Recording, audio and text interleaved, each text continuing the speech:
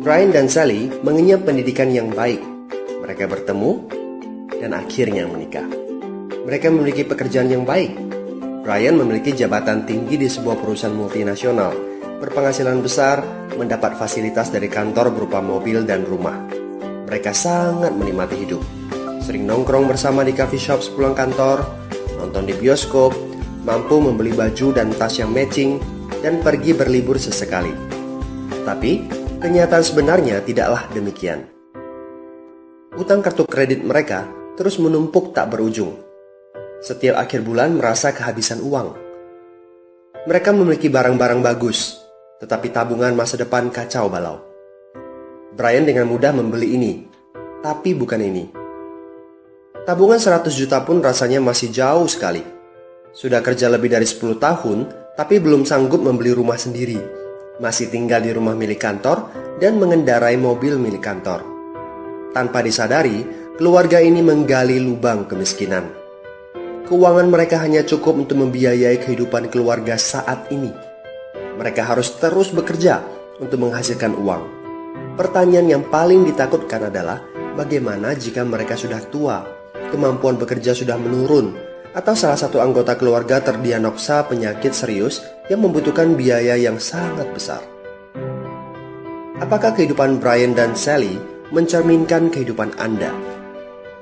Apakah saat ini Anda memiliki penghasilan tetapi sebelum akhir bulan sudah merasa kehabisan uang? Memiliki hutang berkepanjangan yang tidak ada habisnya? Memiliki barang-barang bagus tetapi khawatir karena tidak punya tabungan?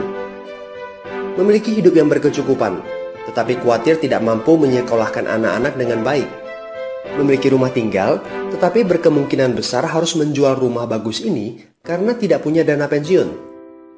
Jika Anda menjawab ya pada salah satu saja pertanyaan tadi, saatnya untuk memperbaiki diri. Mau jadi seperti apa kita ini kalau ternyata kita sebetulnya hanya gaya dari luar saja? Mau hidup kropos seperti ini sampai kapan? Aha, mari kita mulai menabung. Nah, apakah menabung saja cukup? Berapa banyak yang bisa Anda sisihkan untuk ditabung setiap bulan? Mari kita ambil contoh. Anda berencana untuk memiliki rumah dan mobil. Katakanlah harga rumah 600 juta dan harga mobil 200 juta. Jika Anda mampu menabung 5 juta per bulan, Anda membutuhkan 13 tahun untuk mendapatkan angka 800 juta. Masalahnya, inflasi membuat harga rumah dan mobil melambung tinggi. 800 juta akan menjadi 2,7 miliar 13 tahun kemudian, jika kita asumsikan rata-rata kenaikan barang 10% per tahun. Ini masih soal impian untuk membeli rumah dan mobil. Padahal, masih banyak kebutuhan lain yang perlu dipersiapkan jika ingin hidup lebih baik. Bagaimana dengan persiapan dana hari tua? Agar di saat tua dan tidak sanggup bekerja lagi, Anda punya tabungan yang cukup untuk kebutuhan sehari-hari. Asuransi untuk keluarga? Dana pendidikan untuk anak-anak? Dana tak terduga untuk keperluan dadakan jika dibutuhkan, seperti keluarga sakit, dan lain-lain. Artinya, Anda perlu lebih banyak uang untuk ditabung. Bayangkan jika satu bulan Anda hanya bisa menabung kurang dari 5 juta. Sudah jelas, jika langkah Anda hanyalah menabung, Anda seperti sedang menggali lubang kemiskinan. Hal utama yang perlu Anda lakukan adalah meningkatkan penghasilan Anda. Anda mungkin bertanya bagaimana saya bisa melakukan itu dengan segala kesibukan yang saya miliki sekarang. Apakah saya bisa tetap mencari income tambahan di luar sana tanpa mengganggu pekerjaan utama saya? Seandainya bisa, apa yang bisa saya kerjakan saat ini? Nah, langkah pertama yang perlu Anda lakukan saat ini adalah menghubungi teman yang menunjukkan video ini kepada Anda.